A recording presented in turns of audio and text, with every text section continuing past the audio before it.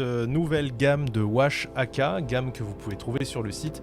Je vous remontre un petit peu où pour ceux qui le souhaitent. Vous pouvez la retrouver ici sur la page d'accueil avec ce petit bandeau qui défile. Sinon, il faut aller chercher dans modélisme. Vous allez dans AK Interactive et tout en bas, vous avez la nouvelle gamme Wash AK.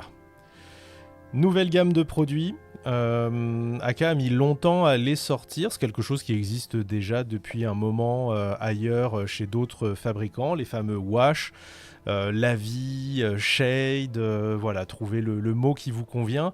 Ce sont des produits qui sont sortis il y a très longtemps chez Games, avant les contrastes, et qui permettent de faire des dégradés, des ombrages, d'ombrer et de souligner légèrement les détails que vous pouvez avoir sur vos figurines dans le but de faire ressortir les différents éléments et les différents volumes sur votre pièce. C'est des produits qui sont sortis, si je dis pas de bêtises, il y a bien 15-20 ans chez Games. Les tout premiers Shade, avec des noms comme comment il s'appelait, le Devlan Mud, le Noil Noil, le Griffon Sepia. Je ne sais pas si vous vous rappelez de ces produits. C'était la toute première vague de Shade chez Games. Produits qui ont quand même pas mal révolutionné la peinture, puisqu'ils permettaient de faire des dégradés assez propres, avec beaucoup moins de taches que ne le proposaient les produits précédents qu'on utilisait en acrylique, notamment tout ce qui était encre, etc. Les encres ayant aussi comme défaut d'être rediluables et de briller énormément, on se retrouvait avec un produit acrylique qui s'accumulait dans les creux et faisait un petit dégradé tout seul, chouette et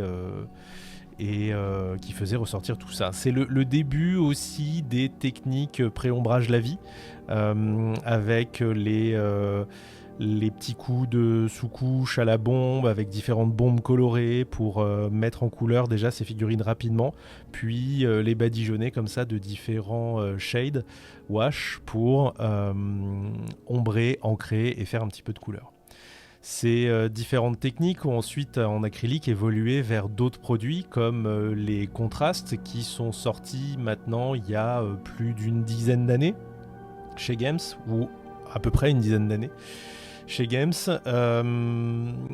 qui reprenait un petit peu ce principe des shades, des lavis, avec des teintes plus marquées, plus foncées, plus présentes, qui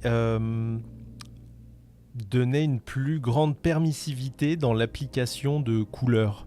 On pouvait directement sur une sous-couche blanche, sans passer par des jeux de bombes colorées, avoir des rendus teintés avec des dégradés un peu plus marqués que les shades. C'était des produits qui allaient plus loin que les shades et les wash, puisqu'on ne faisait pas que souligner le volume, on imprimait aussi une couleur sur ce volume. C'est les fameux contrastes. Ces différents produits ont évolué les dernières années dans différentes marques, avec différentes alternatives, etc. Il y a plein de marques qui ont créé leur propre chose, avec plus ou moins de succès. Et AK rattrape un petit peu son retard dessus après avoir mené la dragée haute aux autres fabricants de peinture avec sa gamme AK 3G pendant plusieurs années. Elle a sorti sur les 2 dernières années 2 gammes qui sont vraiment chouettes, avec les QuickGen c'était l'année dernière, ça fait un peu moins d'un an maintenant, et les Wash qui sortent à l'instant. Donc ils sont un peu à la traîne par rapport aux autres fabricants de peinture qui ont déjà depuis longtemps sorti ce genre de gamme, mais si c'est de la même qualité que ce qu'ils ont fait pour les QuickGen, je suis prêt à leur pardonner. Généralement, les grosses forces des produits AK sur ces gammes-là, contrairement aux autres marques, c'est un rendu mat au final, très mat, ce qui permet d'éviter d'avoir des différences de rendu de surface comme on peut l'avoir avec les contrastes ou les shade games qui ont tendance à avoir des des brillances importantes une fois sèches, qui peuvent gêner la lisibilité de la figurine, qui sont parfois un peu disgracieuses et qu'on essaye de masquer avec des vernis, etc. Donc chose qu'on ne retrouve pas avec les Quick Gen par exemple qu'ils ont fait. On n'a pas cette brillance que peuvent avoir les Contrast Games. Donc j'attends un petit peu la même chose de cette gamme de wash. Autre intérêt chez AK, la tolérance de leurs médiums, des médiums qu'ils utilisent dans leurs produits pour être dilués à l'eau, pour supporter la dilution à l'eau. Ce sont des peintures, déjà la peinture AK3G elle se dilue très bien à l'eau et vous pouvez la diluer énormément avant qu'elle se brise, donc en conservant ses propriétés, sa couvrance et la tension entre les pigments qu'elle conserve. C'est quelque chose qu'on retrouve aussi dans la gamme Quick Gen et j'espère fortement retrouver la même chose sur cette gamme Wash. C'est des choses qu'on n'a pas dans la gamme Citadel, par exemple. Les contrastes et les shades chez Games supportent très mal la dilution à l'eau. Ils vont se briser assez vite et ne vont plus faire leur job de tenir les pigments entre eux, faisant apparaître des espèces de taches comme des taches de café et autres. Donc voilà ce que j'attends un petit peu de cette nouvelle gamme Wash, sur quoi je les attends au tournant. Donc un rendu mat, la dilution à l'eau, et puis le dernier élément qui compte pour beaucoup d'entre vous, ce sont les fameux pots pipettes. Le pot de Null Noil et d'Agrax Shade étant certainement les deux pots de peinture que l'on renverse le plus quand on fait de la peinture sur figurine. Le fait de les retrouver aujourd'hui en pot pipette va nous sauver un peu certains vêtements et un peu le bureau. On va éviter de faire des tâches avec ce format-là. Maintenant, sur les produits Quick Gen et Wash et Contrast Shade, je suis un peu moins, même si effectivement le pot se renverse moins, je trouve qu'on a tendance à en gaspiller un peu plus avec un pot pipette, puisque vous mettez forcément une goutte, vous pouvez jamais aller chercher juste une pointe de produit. Quand vous le prenez directement dans votre pot, vous avez cette satisfaction quand même d'aller pouvoir chercher pile poil la quantité dont vous avez besoin et ne pas vous retrouver avec des excédents de couleurs sur votre palette. Donc voilà, peut-être que à terme le pot pipette fait gaspiller un petit peu plus de peinture, mais je suis pas convaincu. À voir. Ce que vous perdez peut-être un petit peu comme ça en gaspille sur la palette, vous le gagnez au moins en pot qui se renverse pas. On peut voir ça comme ça. Voilà, donc je pense avoir fait le tour un petit peu de l'histoire de ces gammes de peinture. À la base, tous ces produits acryliques, que ça soit les Shade Games de l'époque jusqu'au Wash AK d'aujourd'hui, ce sont des produits qui sont faits pour simuler à l'acrylique les possibilités des peintures à l'huile et énamel, puisque les peintures à l'huile et à l'énamel sont parfaites pour faire ça. C'est quand même des produits qui font ça très très bien, mais qui nécessitent des solvants spécifiques, une méthodologie un petit peu particulière qui change de la peinture à l'eau qu'on a l'habitude d'utiliser couramment dans notre travail de peinture de figurines. Donc l'intérêt de retrouver ce genre de produit en acrylique, ça évite de devoir changer de méthodologie et changer de produit, changer de solvant en fait, de nettoyage et de dilution. Donc c'est plutôt un avantage. Maintenant, n'oubliez pas que vous pouvez aussi faire ce genre de taf avec les huiles et les énamels. Ça demande de se plier à une méthodologie différente, mais ça offre aussi d'autres opportunités comme le nettoyage, la retouche et une gamme de couleurs bien plus étendue.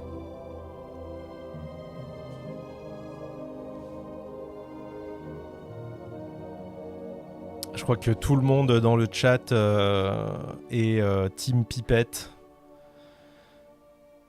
pour le renversement. Je vois que avoir renversé quelques pots de shade, ça a dû vous traumatiser quelques fois, parce que vous avez l'air tous d'être unanimement d'accord sur le fait que vous allez préférer ce nouveau format. Voilà. Eh bien, c'est parti. On va enchaîner avec le test du coup.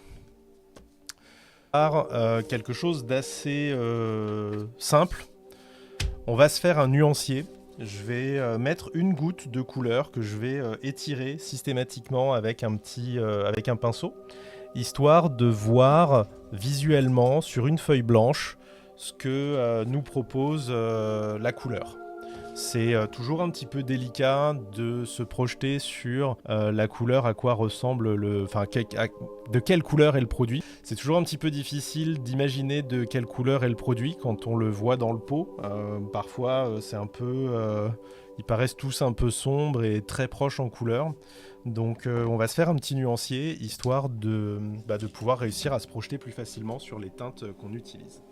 Allez, on commence avec le Rootwood.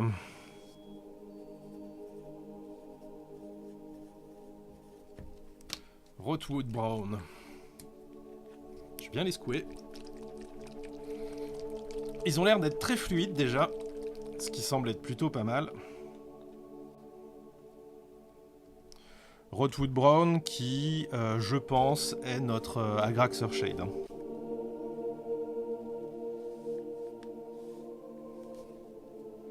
Ça me semble pas mal. À la caméra, il ressort un peu plus rouge que ce qu'il semble être en réalité.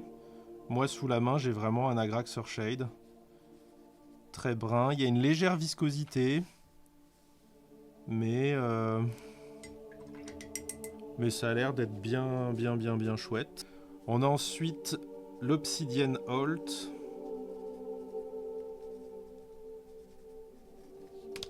Qui, je pense, est le noir. Oui, c'est l'équivalent de... Pour moi, visuellement, là, sous les yeux, c'est l'équivalent de l'Agraxer Shade. Quand je le vois à l'écran, il semble être un petit peu plus rouge, mais je vous assure qu'il ne l'est pas en réalité. Donc, après, entre réglage d'écran, de caméra... Là, c'est notre Noil Noil. Peut-être un peu plus gris anthracite que noir profond. Mais j'aime bien cette petite teinte de gris. C'est...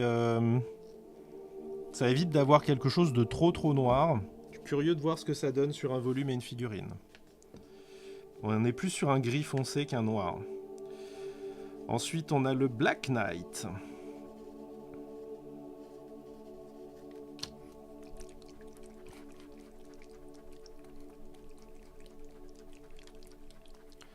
Pourquoi serait-il forcément mieux que le Noil Noil, mon cher Jérôme ? Ouais, mais je pense que c'est le Black Knight le plus noir. Mais j'aime bien l'idée d'avoir un gris. Ah, ça c'est du... Voilà, ça c'est du noir. Ça c'est notre Noil Noil, je pense. Pure Grime.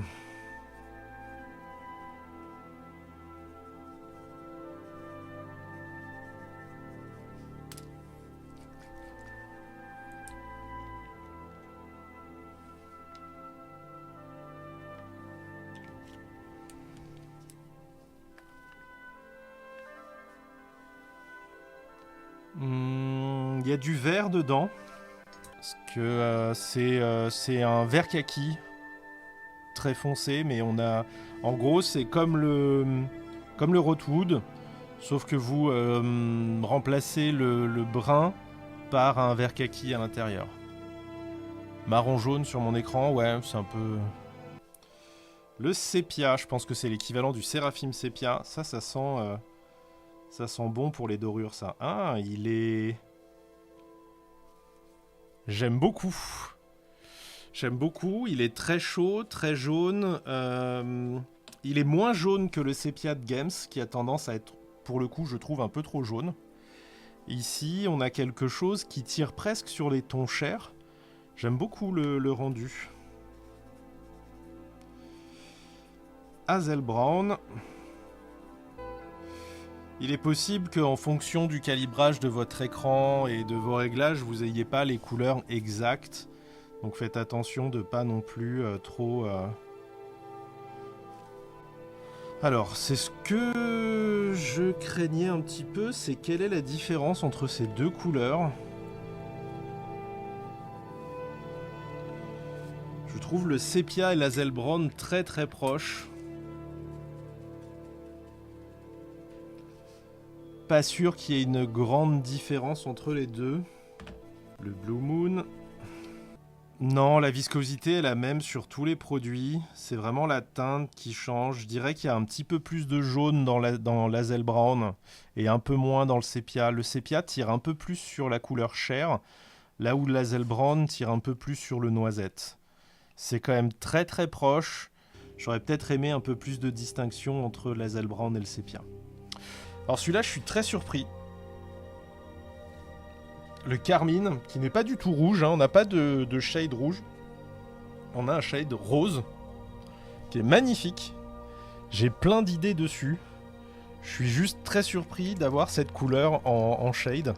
Je la trouve très très chouette, mais pour le coup, je suis pas sûr que chez Games on ait quelque chose d'équivalent. Mais j'aime beaucoup le...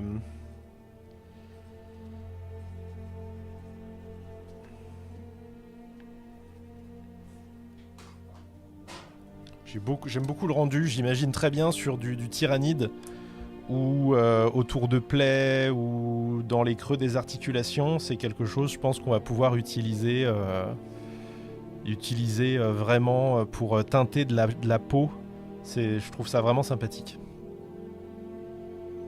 Un violet. Le Crimson Veil.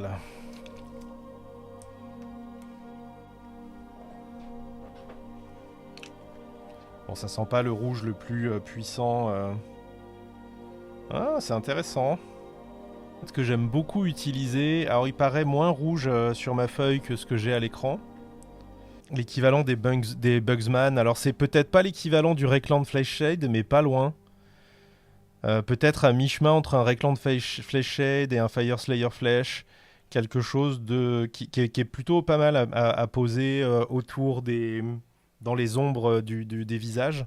C'est quelque chose que j'aime bien, ouais. C'est quelque chose que j'aime beaucoup, cette couleur-là. Les wash correspondent aux shades, ouais. C'est des wash et shade, je le répète. C'est un mot pour dire la même chose, c'est un synonyme. Enfin, c'est un synonyme, pas vraiment. La traduction de wash, c'est lavis, et shade, c'est ombrage. Or, quand on fait un lavis sur une figurine, c'est pour faire un ombrage.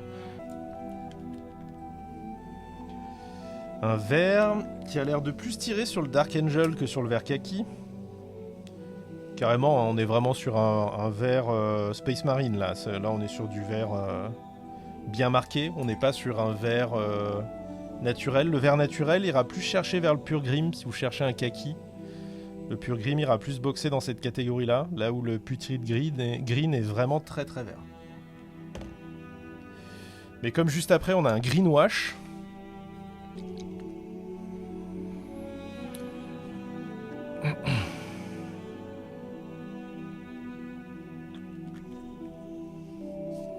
Ouais, là, il est chimique ton sapin s'il est vert comme ça.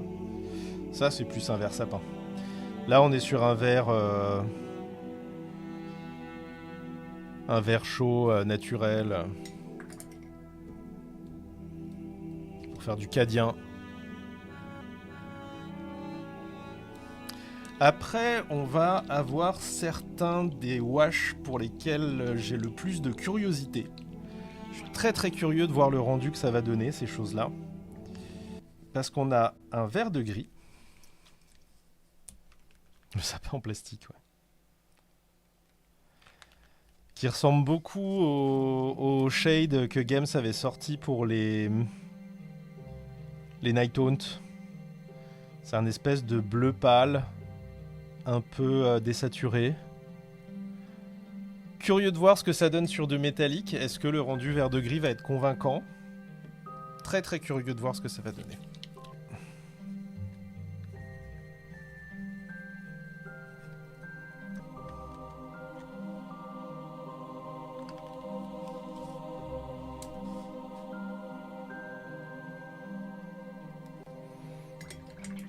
Dark Grey qui est une sorte de Black Knight, donc un Ulnoid mais plus bleuté, comme un Blue Moon plus foncé, voilà, entre le Black Knight et le Blue Moon. J'aime beaucoup cette couleur, c'est quelque chose que j'ai tendance à pas mal utiliser pour mes ombres. Avoir un peu de bleu dedans, pas juste du noir pur. Donc ça me séduit pas mal cette couleur là. Un autre qui aiguise ma curiosité, le Standard Rust.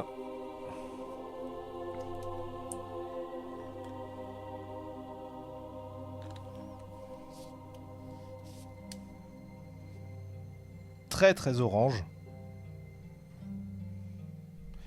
Je suis curieux de voir ce que ça va donner sur des métaux, en faisant des vrais lavis. Parce que là, comme ça, sur la feuille, le vert de gris et le rust, je trouve qu'ils n'ont pas des couleurs de rouille et de vert de gris. Ils ont des couleurs qui sont quand même très fantaisie, je trouve, et pas très réalistes quand on les regarde comme ça par rapport à leur appellation. Maintenant, j'imagine que Aka les a pas nommés comme ça uniquement par rapport à leur couleur, d'une manière un peu fantaisie, mais aussi en vue d'une certaine utilisation. Donc je suis curieux de les appliquer sur des métaux pour voir ce que ça va nous faire comme rendu. Mais là, c'est un shade orange très vif. Un autre qui aiguise ma curiosité, le Standard Rust.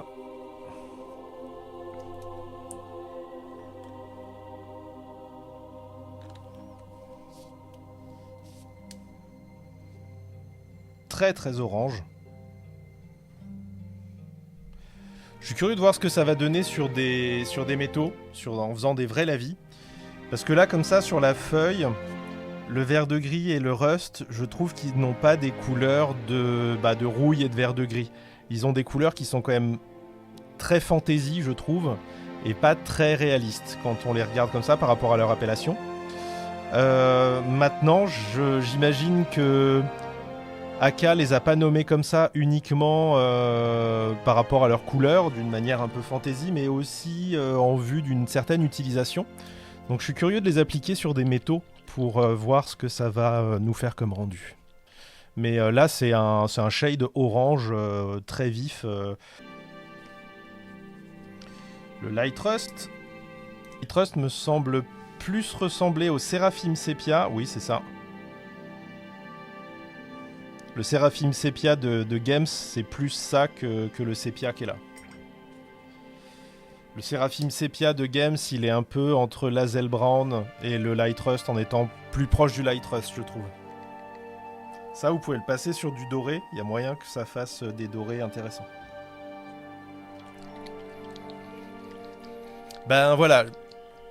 Sur le papier comme ça, je vois pas de différence avec les autres. Ils sont pas plus transparents.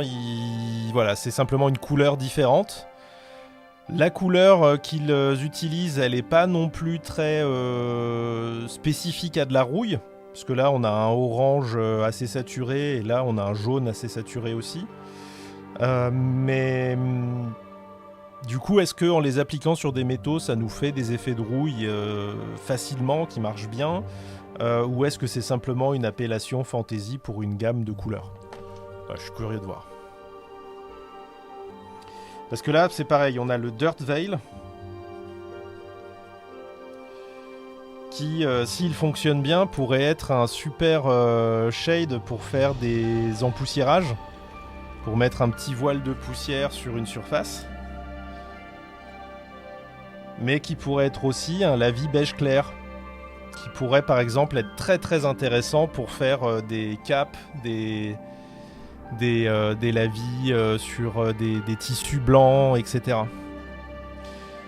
Pareil, le vert des gris, ce petit gris bleu très pâle, peut-être qu'il fera parfaitement du vert de gris sur du bronze, mais c'est une couleur, là, quand je la regarde comme ça, je pourrais l'utiliser en shade sur des armures blanches ou des tissus blancs pour avoir cet aspect blanc pur, blanc froid du tissu. Alors oui, même s'il y a des noms comme le Light Rust ou le Dark Grey qui peuvent ressembler à des noms qu'on a déjà en 3G, je rappelle que ce ne sont pas des 3G, ce sont des wash. C'est un produit qui est différent, c'est pas la même gamme. Donc faites attention à pas les confondre.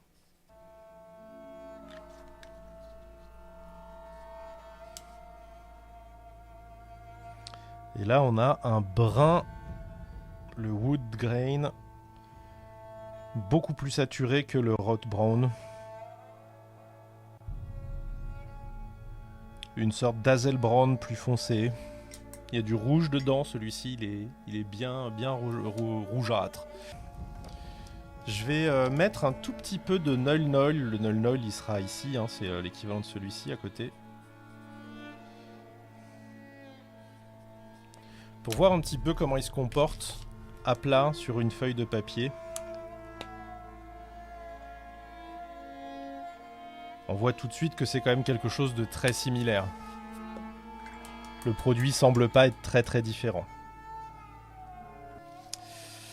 Non, canard, ce sont les nouveaux wash de chez AK. Wash qui sont des équivalents, là où les Quick Gen sont des équivalents de la gamme Contrast de chez Games, les wash sont les équivalents de la gamme Shade de chez Games. Donc là, par exemple, on a le nuancier des couleurs Quick Gen, des contrastes du coup, des équivalents contrastes. Ce qu'on peut remarquer sur des teintes équivalentes, c'est peut-être déjà juste sur le papier, comme ça, on perçoit une transparence plus importante. On voit que ce sont des couleurs qui sont quand même colorées, hein, elles sont quand même assez franches, mais là où on a une certaine opacité intense jusqu'au bout du trait avec les contrastes, ici on voit que dès qu'on tire un petit peu, on tombe sur des transparences plus importantes. Et on perçoit un peu plus à travers le produit, le blanc du papier. Là où ici, on a des choses qui tout de suite marquent de manière plus intense. On le voit peut-être encore plus avec les couleurs qui sont vraiment foncées, notamment tout ce qui est Obsidian, Black Knight, etc. Dark Grey, tout ça, Night Black. Ici, on voit bien que les couleurs sont quasiment opaques, alors qu'ici, on a une plus grande transparence. C'est la différence entre les shades et les contrastes. C'est cette transparence qui permet de faire du soulignage sans avoir cet aspect de couleur marquée qui prend le pas, quoi. Et ça va peut-être dépendre des armées que tu fais. Tu vois, si tu fais du Cadien ou des elfes sylvains, tu vas peut-être prendre un greenwash. Si tu fais du Space Marine, peut-être qu'un Blue Moon ou un Dark Grey sera intéressant, tu vois. Si tu fais des Stormcast dorés, un Light Rust ou un Hazel Brown, ça peut être intéressant pour tes dorures. Donc après, tu peux jongler un petit peu, mais je pense que ces trois-là, c'est quand même 3 shades vraiment sympas, avec le Rotwood qui va servir à faire tout ce qui est un peu marron, teinte naturelle, etc. Le Black Knight, c'est ton lavis noir sur les métaux, tout ça, ça marche toujours bien. Le Crimson Veil, c'est celui qui va servir à faire un petit peu les ombrages sur la peau. J'aurais tendance à vous conseiller aussi le Dirt Veil, qui est vraiment un beige très clair. J'ai pas souvenir que Games ait cette teinte-là, mais je trouve ça très intéressant pour faire... Souvent, on me demande quel lavis utiliser pour ombrer un blanc beige comme l'intérieur des caps, ce genre de choses. Ça me paraît vraiment intéressant, ça. Je suis curieux de tester un peu plus à fond cette teinte-là. Je trouve qu'il y a un petit truc à faire. Voilà, et je pense que le Dark Grey, moi, c'est quelque chose qui va bien me plaire, parce qu'on est sur une teinte qui est sombre et profonde, comme le Black Knight, mais avec un tout petit peu plus de bleu dedans, ce qui donne une impression de fraîcheur aux ombres et qui a tendance à visuellement creuser un peu plus les figurines. Donc voilà, si je devais faire mon top, je pense que ça serait pas mal. Je mets une petite option sur les verts de gris et les rust, s'ils marchent pour faire du weathering sur des métaux. Je pense qu'ils vont devenir très vite parmi mes préférés. Si par contre c'est simplement une appellation nominative pour une couleur et pas un effet spécial, à ce moment-là, c'est peut-être des couleurs qui seront plus en fonction de votre schéma que des must-have à avoir.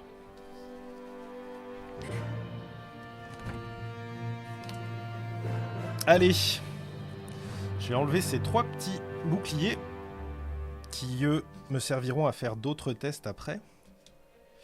Mais maintenant, on va appliquer les couleurs sur ces différents modèles. Ils sont tous à peu près équivalents, mais ça nous permettra de voir un peu comment ça se pose sur un volume, voir un petit peu comment ça fonctionne, de se donner une idée du rendu sur une surface blanche. Alors, je vais me munir de ma palette humide. Allez, on recommence dans l'ordre avec le Rotwood Brown. Donc pour l'instant, je fais une application sans eau. C'est vraiment le produit directement sur la surface. Comme ce que font 90% des gens sur leurs figurines. On applique le lavis directement dessus. Alors j'aime bien, ça se répartit bien. On voit que même si je fais des traces, elles ont tendance à se... même si voilà, je suis un peu... si je fais un passage un peu dégueulasse en laissant des coups de pinceau, on voit que les coups de pinceau ont tendance à se résorber assez vite pour faire quelque chose de plus propre. Un petit peu de contrôle dessus, c'est un temps de séchage un peu long qui permet de venir enlever éventuellement les petites bulles ou les piscines. Plutôt joli pour l'instant. Quelqu'un me posait la question sur les métaux tout à l'heure. Je pense que ce petit Obsidian Holt sera pas mal sur du silver, ce genre de choses. Là où le Black Knight sera plus sympa sur des aciers, des choses, des métaux plus sombres.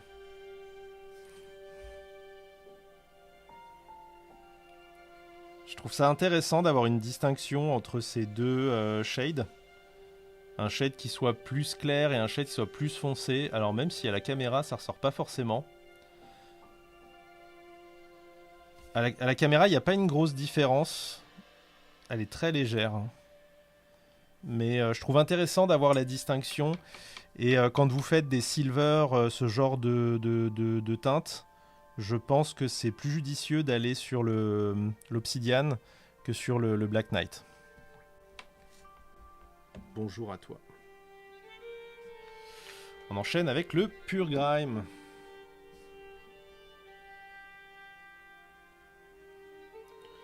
Le Pure Grime qui a vraiment ce côté kaki, nurglesque. C'est quelque chose que vous pouvez...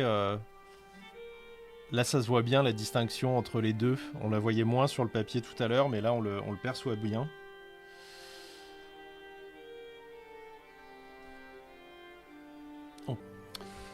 Le sépia.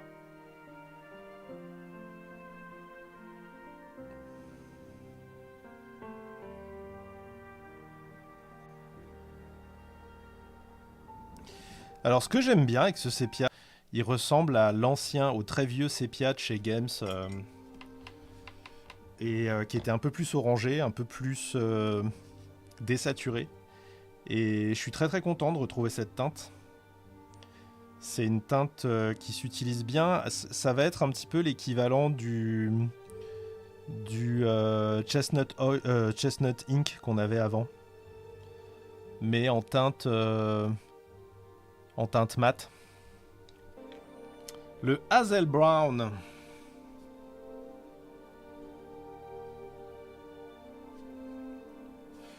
Ici aussi, on perçoit mieux la différence que tout à l'heure. Si je peins sur le bouclier, ce sera mieux.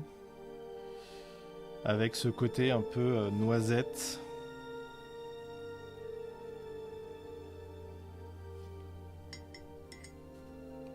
Plus jaune, moins rouge. Blue Moon.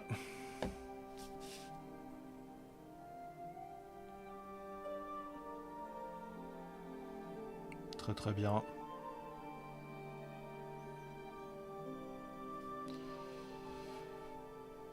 Ça aussi sur des métaux que vous voulez avoir un peu propre. Ce bleu là va être très très bien là-dessus. Ah, un de mes chouchous, le carmine.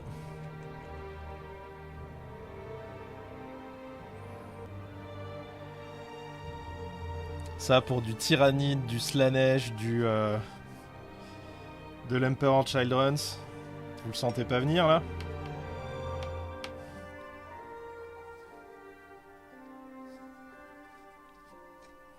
Le temps de séchage est assez long hein, sur ces produits, comme toujours hein, sur ces gammes-là. Très beau violet.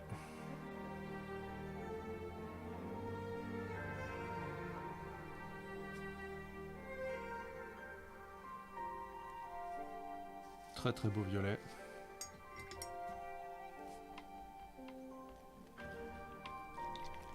J'ai hâte de l'utiliser celui-là, je suis sûr qu'il y a des trucs de dingue à faire avec.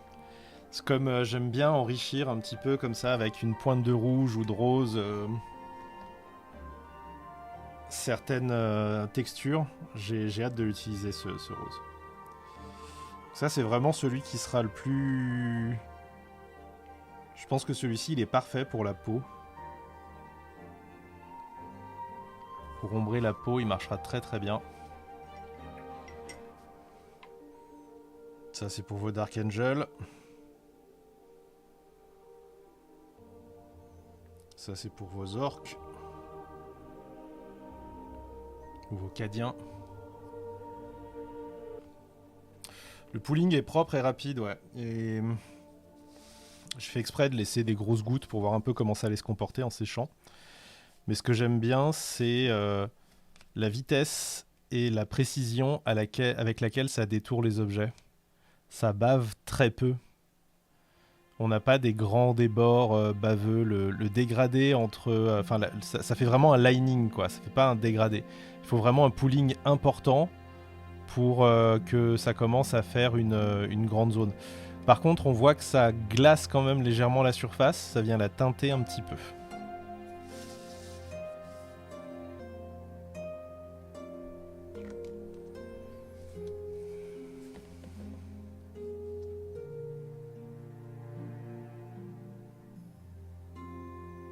Celui-ci semble plus opaque.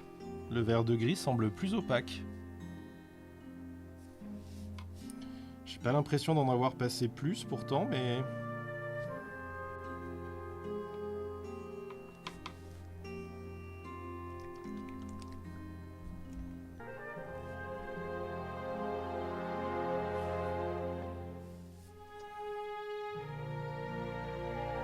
Vraiment bien celui-là. Ça, j'aime.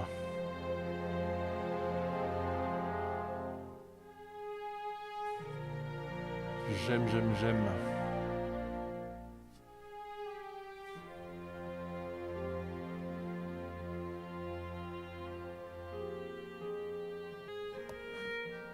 Ouais, sur du bronze, il y a moyen qu'il soit vraiment bien celui-là, ouais.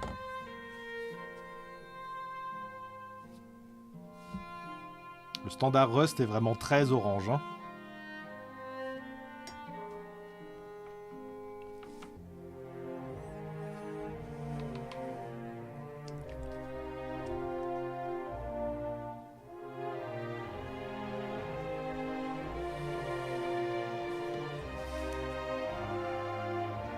Ouh. Ça c'est vraiment le jaune Séraphim Sépia comme on a aujourd'hui.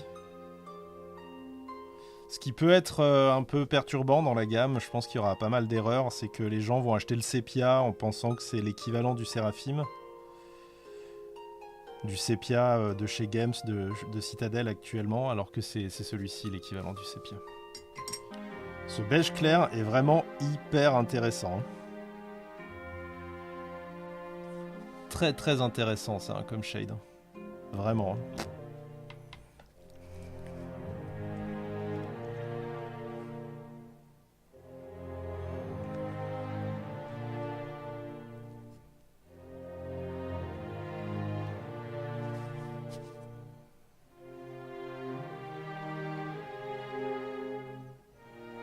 Ça c'est un beau brun foncé.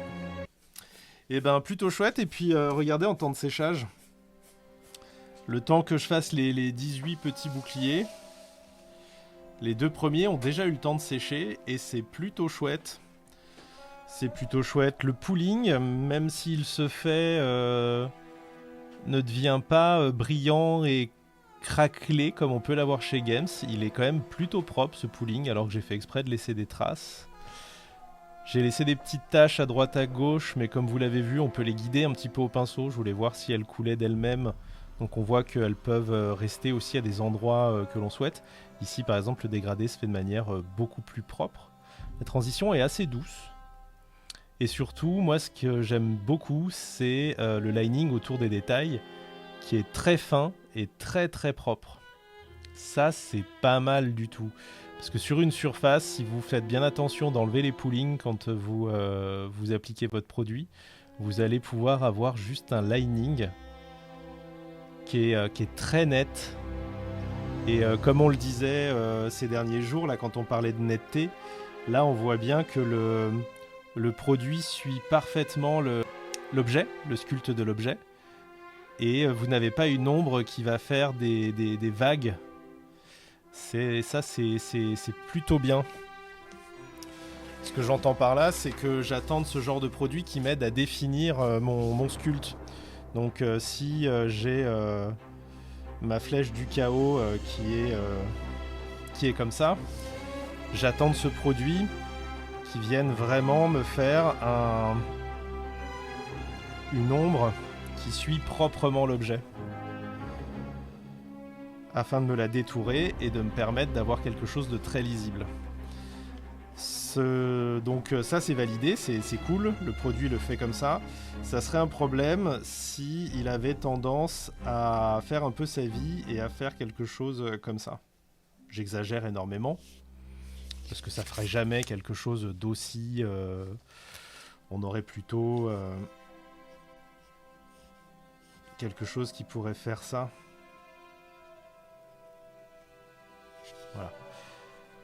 Si ça suit pas de manière régulière l'objet, ça fonctionne pas. Ça va encrasser la figurine, ça va encrasser les détails et ça va perturber la lisibilité de l'objet. Là, ça suit nettement l'objet, donc je suis plutôt convaincu. Ça fait bien ressortir tout de suite les différents éléments. Donc ça c'est un très bon point pour la gamme. On s'en doutait, on attendait un séchage mat, c'est le cas. Bon, fini. Parce que là, celui-ci me paraît beaucoup plus sec. Et je n'ai pas ce côté satiné, lui il est vraiment mat. Là, quand j'ai des gouttes avec une accumulation très importante, j'ai quand même une épaisseur de produit qui commence à se faire là dans les poolings, j'ai un léger satin, mais je suis pas sur du brillant comme on peut l'avoir avec les produits Games.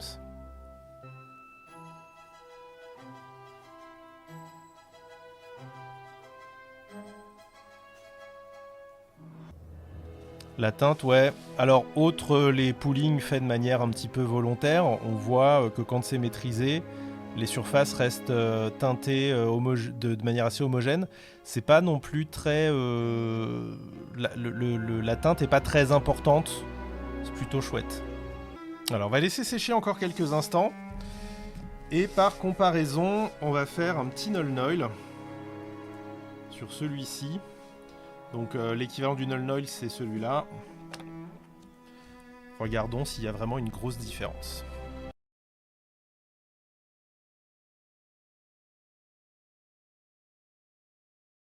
Donc, il va nous falloir un bronze. Faisons du bronze.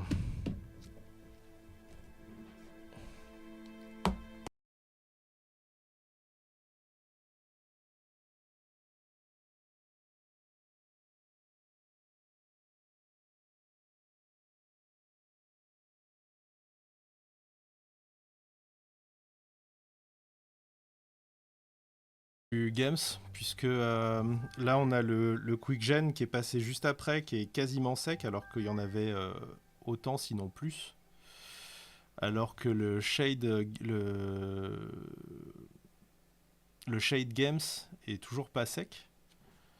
Là il est quasiment sec, et tous les wash AK, il reste le dernier que j'ai passé qui est pas encore tout à fait sec. Alors lui je l'ai passé après, mais pas non plus si longtemps que ça après.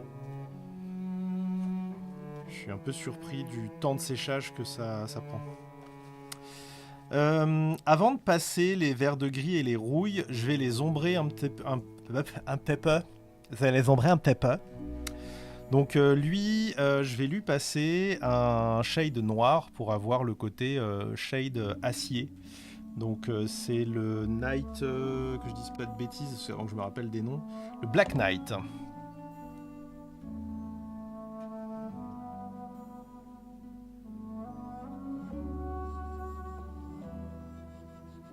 Très fluide. Plutôt chouette. Sur le doré, je vais passer le Wood Grain Wash. Pour faire un bronze. Il faut un peu plus. Donc là, vous voyez le rendu avec le Quick Gen, qui est très différent du coup du rendu avec le Shade. Ici, on cherche plus à aller teinter une surface, lui amener de la couleur, tout en travaillant des faux dégradés dans cette teinte, dans cette couleur. Ici, on va plus chercher un ombrage plus fin.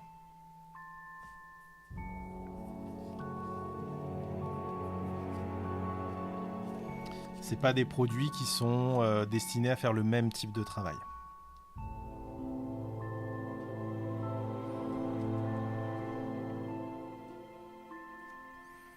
Et ici, on a du coup le Dark Steel. Qui, comme tu le vois, finalement, est plus proche d'un métallique avec un Quick Gen dessus. Ce qui est assez normal d'ailleurs, hein, dans la réaction du produit. Qu'un Quick Gen avec un lavis dessus. Qu'un Quick Gen, qu'un métallique avec un lavis dessus. Je suis curieux de voir ce que ça peut donner le poussière. Je vais faire un aplat de brun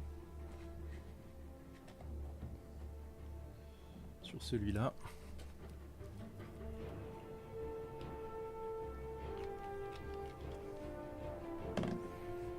Pour avoir une sensation de surface peinte. Sur laquelle je vais ensuite faire le Dirt Veil pour voir si on peut avoir un aspect poussiéreux dessus. Et merci Waramateur, bienvenue, installez-vous comme il faut. Prenez place au fond de vos sièges. Merci pour ce beau raid, petit raid de Wargamer. On est en train de tester les nouveaux shades de chez... les nouveaux wash, équivalent des shades, de chez AK, qu'on a reçus. Ils sont disponibles sur le site. N'hésitez pas à les précommander parce que forcément les stocks ont fondu comme neige au soleil. On aura un prochain arrivage, je pense, fin mois février. Donc n'hésitez pas à préco, histoire d'être dans le prochain arrivage de ces produits. Mais AK, après avoir tardé pendant pas mal de temps à nous sortir ces produits qui sont un petit peu des classiques aujourd'hui dans toutes les gammes de peinture, on va pas se mentir, AK a mis du temps à les faire. Et donc on voulait voir que la copie était rendue avec un 20 sur 20 au moins, s'ils ont mis longtemps. Et on est plutôt pas mal. Comme vous pouvez le voir, les wash AK s'en sortent plutôt bien à distance là sur la caméra. Ça marche plutôt pas mal. J'ai fait exprès de faire un petit pooling au bas des boucliers pour voir comment ils se comportaient quand on avait une grosse accumulation, sans la maîtriser du tout. Mais j'ai commencé à faire des essais là, notamment sur des métaux. Vous voyez que le pooling, on peut complètement le gérer avec ces produits-là. Donc pour l'instant, ce qu'on a fait, c'est, je vous rattrape un peu, je fais un petit résumé. Pour l'instant, on a fait avec vous un nuancier sur une feuille de papier pour voir les différentes teintes à plat sur du blanc. Bon, c'est des teintes classiques hein, pour des shades. On retrouve des équivalences avec ceux de Games, hein, notamment là, le Null Noil. Vous avez la Graxer Shade qui est en haut. J'aime bien l'Obsidian du coup qui est un gris un peu plus clair que le Black Knight. Donc un espèce d'intermédiaire. Je suis curieux de voir comment on peut l'appliquer. On le voit hein, ici sur l'image, il est quand même assez foncé, mais un peu moins profond que l'autre. J'imagine que ça, par exemple, sur des aciers sombres, ça marchera bien. Ça, sur du silver, ça marchera d'autant mieux. Souvent, le black, le Chaos Black sur des silver, il a tendance à le salir un peu trop. Ça, je pense que ça sera plus pertinent. On a différentes teintes de brun. Donc, ça part du du Rosewood qui va être l'équivalent de la Graxer Shade. On a le Pure Grim qui lui est beaucoup plus verdâtre. Ensuite on a un Sepia et un Hazel Brown avec le Sepia qui ressemble à l'ancien Sepia de Games, pas le nouveau. Le nouveau Sepia c'est plutôt le Light Rust qui est beaucoup plus jaune. L'Hazel Brown qui a cette petite teinte noisette en plus. Ensuite on a le Drakenoff avec le Blue Moon. On a un Carmine qui est magnifique, c'est un rose très saturé. J'ai hâte de le voir utilisé sur des enrichissements pour la peau, sur du tyrannide, pour faire cette petite teinte de rose autour des lèvres ou des articulations ou des plaies sur les figurines. Mais je pense que pour faire par exemple du Slanesh, des armures de Noise Marine, il y a des trucs à faire avec ça. Vous imaginez des Noise Marine avec une armure très blanche et juste un lavis comme ça, il peut y avoir des petits trucs stylés à faire. On a le Druchii Violet avec l'invocation Purple, le Crimson Veil qui va être très très bien pour la peau, j'aime beaucoup, pour les teintes de peau il va être top.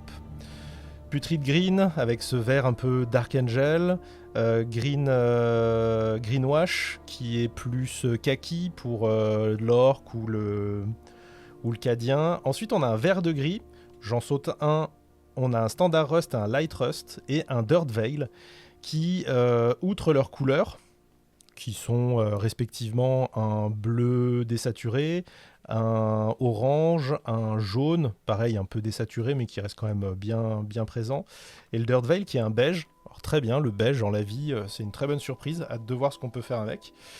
Mais en plus de ces couleurs, leur nom sous-entend le fait qu'on puisse les utiliser comme des effets spéciaux sur des métaux ou sur des objets pour donner de la poussière. Donc c'est ce qu'on va tester là, voir si... outre leurs couleurs qui finalement fonctionnent exactement comme les autres shades, c'est simplement des teintes différentes. Donc est-ce que leur nom est là de manière un petit peu fantasy, juste pour illustrer des teintes, ou est-ce que le nom est là aussi pour faire des effets spéciaux et des weathering un petit peu avec ces produits-là. Et on finit avec le Wood Grain, qui lui aussi revient dans les marrons, avec un marron qui est plus rouge que le Rod Brown, donc une sorte d'Agraxer Shade mais avec une teinte qui va plus tirer un petit peu sur les brins chauds, brins rouges. Voilà. Donc un beau nuancier. Pour faire la distinction avec les Quick Gen qui sont sortis il y a maintenant plusieurs mois, sur la feuille, sur papier c'est assez flagrant, les nuanciers sont assez flagrants. Vous voyez tout de suite que les shades sont beaucoup plus transparents, beaucoup plus clairs que les Quick Gen.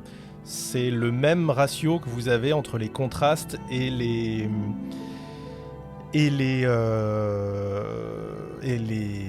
shades de chez Games. Donc les contrastes sont très teintés, très marqués, très pigmentés. Ils sont là pour colorer les surfaces, alors que les shades sont là pour ombrer, pour souligner les détails.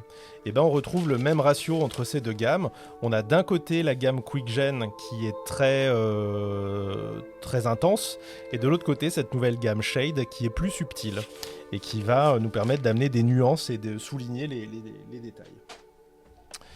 On a fait, donc voilà, pour finir de vous rattraper, j'ai fait un petit peu toutes les couleurs sur cette petite baguette avec des petits morceaux de bouclier, voilà. Et puis on a testé différents comparatifs. Ici, j'ai testé un Quick Gen métallique, donc le Dark Steel, alors qu'ici j'ai fait un aplat de gunmetal et un wash d'obsidian black, donc le noir le plus foncé qui est là. Et donc le but c'était de pouvoir comparer un petit peu les deux, de voir ce que ça donnait, et on voit que c'est pas tout à fait le même rendu. Peut-être que le wash qui a un rendu mat, ce qui est très intéressant pour les interstices, il a aussi peut-être un peu tendance à faire perdre l'aspect métallisé. Vous voyez que le métal est plus... alors c'est très propre, mais le métal est peut-être un petit peu plus éteint qu'un métallique ici en Quick Gen qui garde quand même une brillance importante. Donc ça fait une très bonne base de travail sur laquelle il faudra refaire un petit brossage.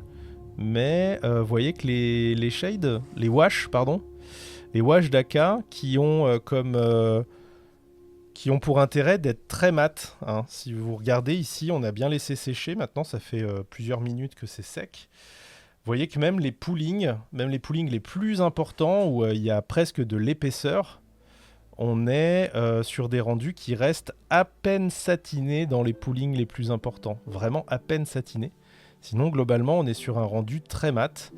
Ce qui est un reproche qu'on a tendance à faire aux produits Games, qui, eux, ont tendance à rester brillants, très huileux, très gras.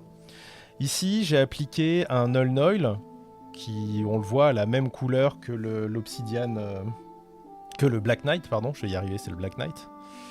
Que le Wash Black Knight. On voit déjà que le temps de séchage est beaucoup plus long, puisque lui n'est toujours pas sec, alors que tous les autres produits qu'on a fait, même le Quick Gen, que j'ai appliqué plus que généreusement, on voit que c'est toujours pas sec. On voit aussi que le pooling marque une surépaisseur très importante. Ça, c'est un des défauts sur les produits Games, c'est que leur médium est assez épais pour réussir à faire cet effet-là. Et donc, quand on a des accumulations de produits sur une zone, il va rapidement faire une surépaisseur d'acrylique. On commence à la ressentir ici, alors que là, même les poolings les plus importants que j'ai pu faire, comme celui-ci, le vert là, on voit qu'il satine légèrement, et pourtant j'en avais mis la dose, hein, mais il n'y a pas de surépaisseur. J'attendais trois éléments de cette nouvelle gamme de wash de chez Aka. J'attendais le rendu mat après séchage, ça c'est ok. Les pots pipettes qui se renversent pas, bon ça c'était évident. Et la dilution du produit à l'eau.